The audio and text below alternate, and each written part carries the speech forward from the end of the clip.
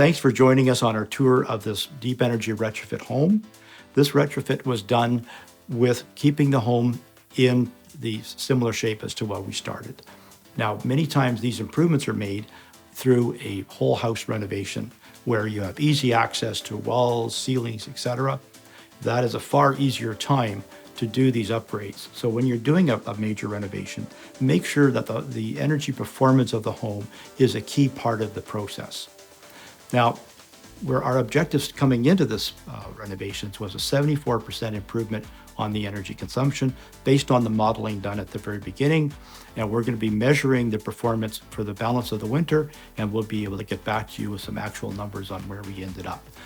Keeping in mind that, yes, it is an investment, but it does pay dividends in terms of your comfort level and certainly on the resale. You've seen by buying a secondhand car or a new car that the energy consumption of that vehicle is a major part of the decision-making process, and that will be the case more and more with homes as we move further into the higher codes for minimum requirement.